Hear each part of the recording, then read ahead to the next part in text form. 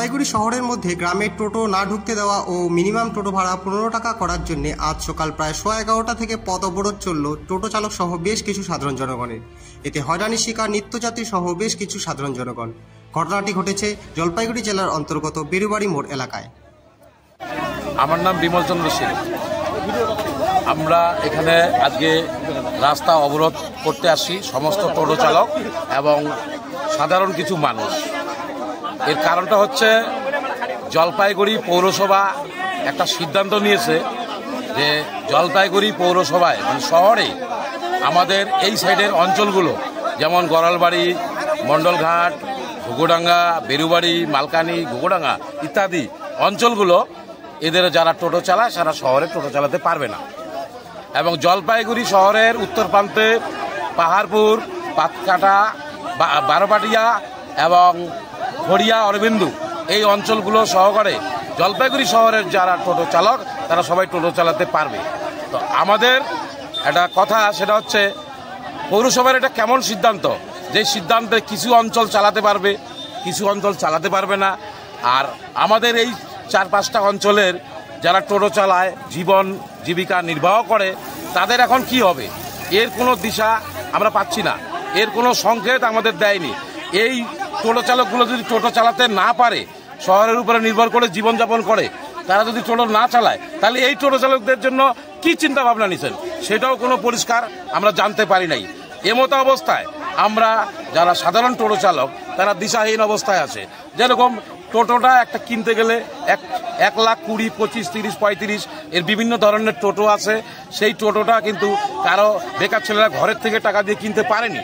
এই টাকাগুলো তাদের স্ত্রী, হয়তো কারো মা, তার বন্ধন, স্কেচ সেটিং বিভিন্ন কোম্পানির লোনের মাধ্যমে টোটোগুলো কিনেছে। এই টোটোগুলোর প্রতি সপ্তাহে, কারো বা মাসে, কারো 15 দিনে একটা কিস্তি থাকে। সেই কিস্তিগুলো দেওয়া এখন অসম্ভব হয়ে পড়েছে এবং সংসার চালাটা তাদের পক্ষে খুবই কষ্টকর হয়ে গেছে। এই অবস্থায় আমাদের গ্রাম শহরের একটা যে বিভাজন সৃষ্টি করেছে পৌরসভা, এই গ্রাম শহরের বিভাজন যাতে আর বৃদ্ধি না হয়, ইতিমধ্যেই যদি পৌরসভা এই টোটো চালকদের জন্য একটা সঠিক সিদ্ধান্তে না পৌঁছায়, আমাদের এই আন্দোলন লাগাতার চলতে থাকবে।